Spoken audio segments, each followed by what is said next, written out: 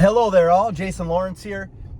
This video that I'm going to do today is going to be about making sure you've got everything in order when you're building your spec home, or you're building a home for a customer, or if you're a builder owner building your own home. I met with my dad yesterday. So my dad is the one that he's reviewing these things that we're going to talk about.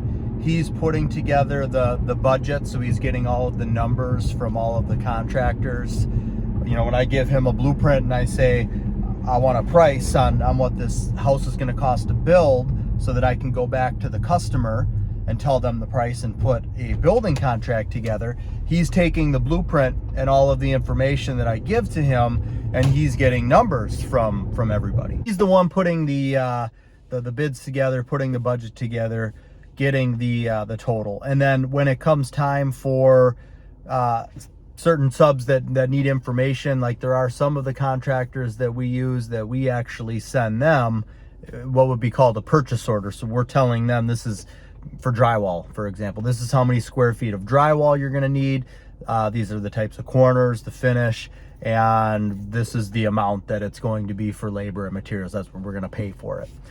Now we do that because some of the contractors, they don't know how to estimate out and to really do that part well. So that's something that we do, and we can kind of keep control and make sure that we're not being overcharged in those areas. So there are some advantages to that. But anyways, I wanted to talk about some of these things that he reviews, things that can make sure that not only are you saving money, but probably more importantly, you're getting all of the right stuff. So when the trim carpenter gets to the house, he's setting doors, and oh man, 2 of these doors are swinging the wrong way from what they're supposed to, or they're not sized right, or whatever it is. Now, when you're at that point in the finish where the trim carpenter is there doing the finish, if you need to reorder a door, it's probably not going to come in until after the customer has already moved into the house, or if it's a spec home, after you've sold the house. So depending on where you're getting it from.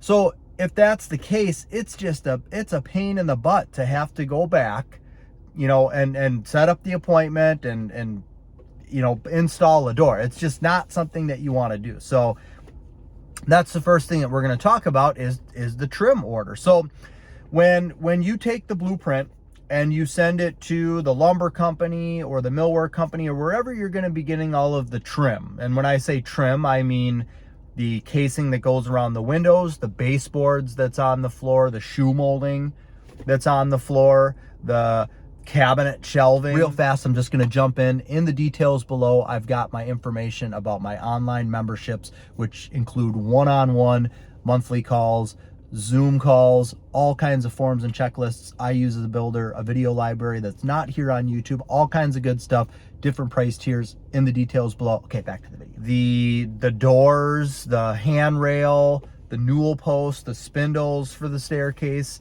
all of that is considered trim or millwork. So when you send the blueprint to the millwork company, they're going to give you a price back, and that's a price. Now, hopefully they're accurate. This is where you can kind of go through and you can look at the blueprint and you can kind of just look through the bid and make sure they've got, accounted for the right number of doors, and they've got the right things that you told them you wanted, the right newel post and handrail, and that they've got that accounted for, because you don't want to get a bid from them for, let's say, $10,000, and then once you actually start the job, you're having to order things that aren't there because they weren't on the bid, and now your millwork costs $15,000. So you under budgeted by $5,000, and it wasn't your fault. It was the millworks company, because they didn't give you an accurate bid. But their disclaimer is basically, well, you need to check everything. You need to give final approval. So it basically gets them out of any type of responsibility for doing something wrong, or not sending out the right stuff, or not sending out enough of the right stuff, which I think is completely ridiculous, that they don't have to have any responsibility for that, but that's just how it is. So that's a good thing to know.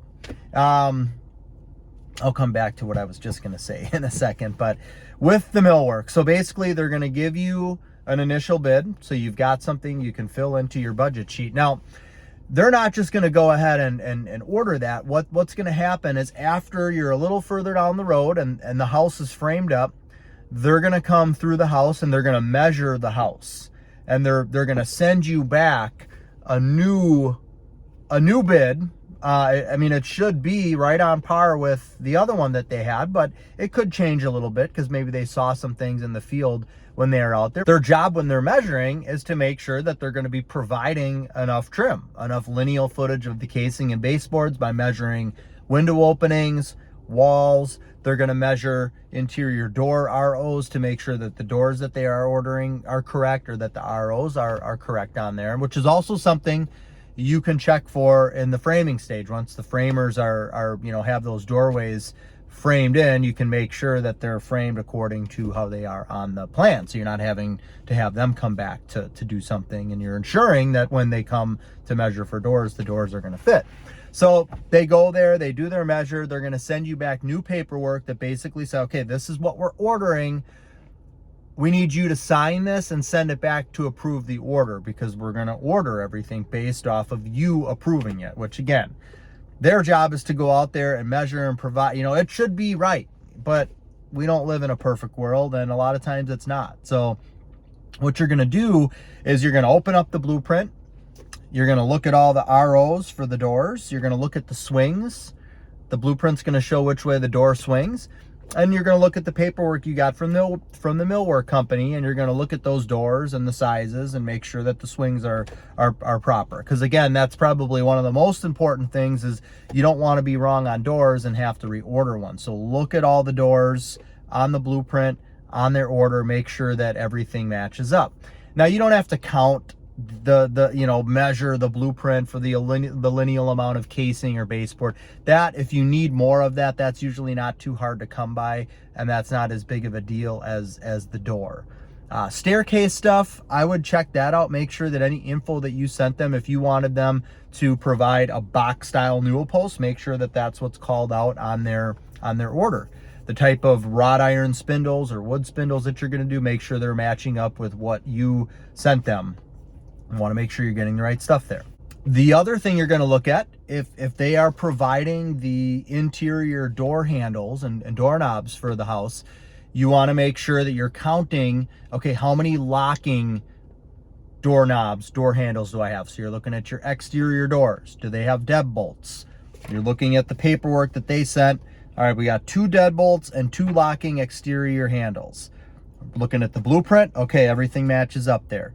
All right, now they're sending 3 privacy levers. What does that mean? A privacy lever is the type of lever that's got the little push button that you can lock.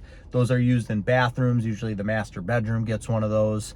So you can look on the plan. Okay, we've got 2 bathrooms. We got the master bedroom. So 3 privacy locks, 3 privacy locks on the order. Perfect. Passage. What are passage? That's just your normal bedroom, hallway, doors that don't have locks on them. So, all right, we got 25 doors in the house that are not the bathroom or master bedroom. We've got 25 passage levers here on the order. We're good to go there.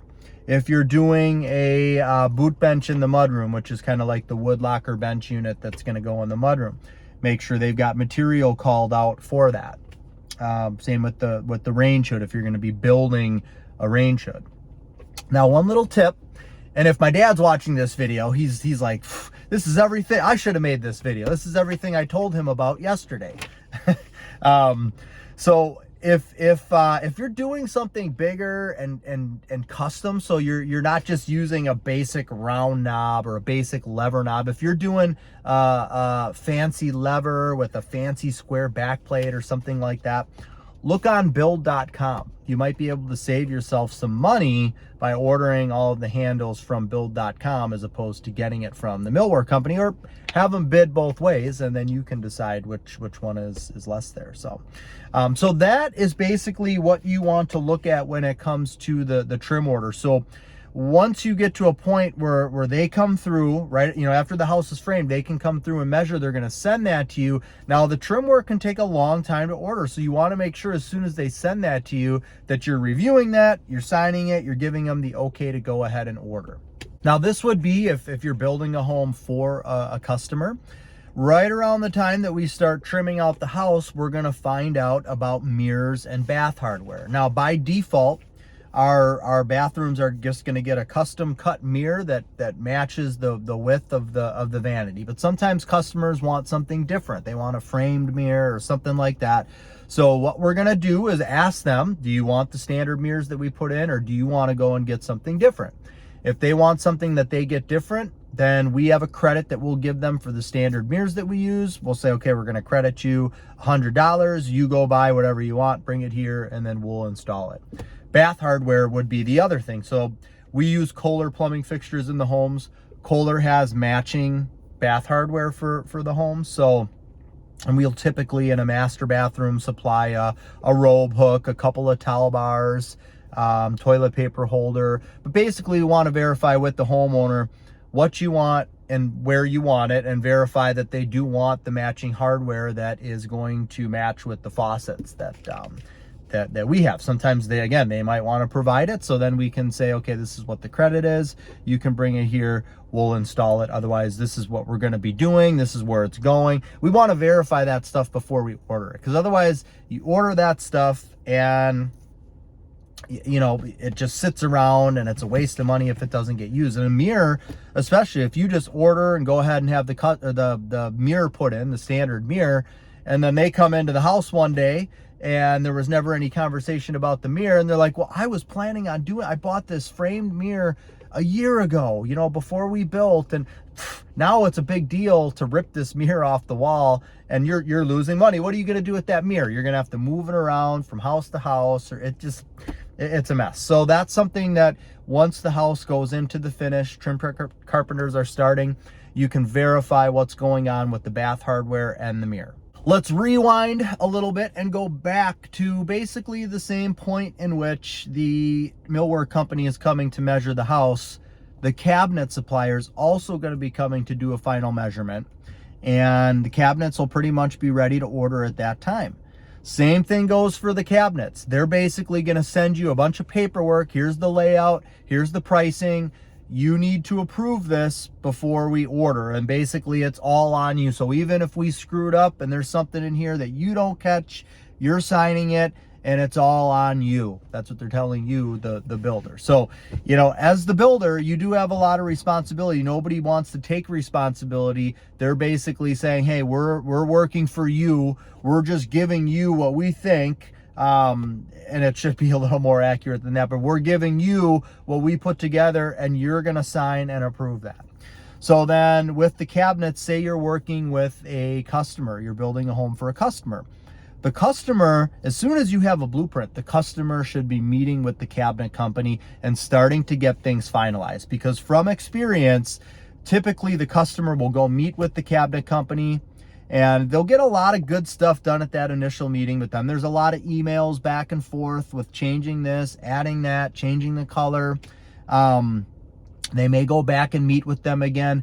In the meantime, every time they meet or revise something, the cabinet company, that is, they're sending us, here's the new price, here's the new layout, here's the new price. So we've got to kind of keep track of everything. And basically, really all you need to do is you've got your initial base bid. So when you send that blueprint out to the cabinet company, this is before the house even starts, when you're putting numbers together, you send the blueprint to the cabinet company. You tell them what cabinet you want, what color you want. They're sending you back what's called a base bid. That's your number there. That's the starting point. So then when the customer goes to meet with the cabinet company for the first time, this is what the base bid is. This is the number here. You can show them the number, or you can just tell them what's included with that base bid. They may meet with the cabinet company 50 times. On that 50th time, when the final, this is what the customer decided on, this is the final layout, this is the color, the door style, this is everything that they wanted, they're going to send that over. They're going to ask for your approval. So if you're building for a customer, you're going to take that information and you're going to want to have the customer okay it, because you don't want to just order it as the builder and the customer didn't approve it, because if something was wrong and it comes in wrong and the customer's not happy with it, you, the builder, are going to be paying for that. So that's just something to keep in mind, is look through all of that 50th one that they send, that's the final one. You can look at the base, you can look at the final. All right, the price difference is $4,000.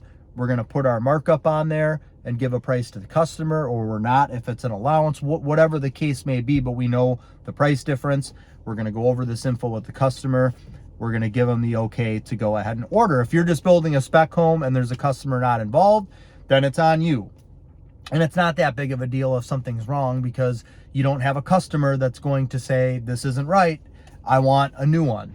You know, you're just going to deal with it, work with it. It's probably going to be fine. But again, you don't really need to vary from your base bid if you're building a spec home, because if you're doing your selections in the beginning, you're sending that blueprint and you're saying, I want these cabinets, I want this door style, I want a double wastebasket pullout, I want 3 drawer bases, I want an upper microwave cabinet, this is what I want. You can mark it all on the blueprint, this is where I want it. They're going to send back the price. You don't have to change anything. So then when it gets to the point where they come and they measure and they say, okay, we're ready to measure, here's all the paperwork to approve, it's the same thing that you agreed upon in the beginning, and you can give them the okay to go ahead and approve it. Now, again, disclaimer, because they're telling you this is on you, you're the one that has to give us permission. So maybe their base bid, they sent it to you, everything's correct, and then before they're going to order, they sent you new paperwork and they screwed up on something. They typed in the wrong color on it and they're sending it to you.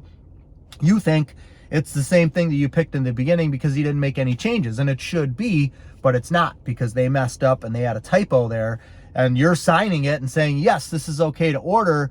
It comes in wrong, the wrong color, and well, hey, you signed it, you signed off on it. Now, in most cases, a good cabinet company is, including the one that we work with, is going to say, you know what, hey, look, yeah, we did screw up there too. So let's figure out a way to work this out. We can cover half the, whatever it may be. But that's also something that you're going to need to review.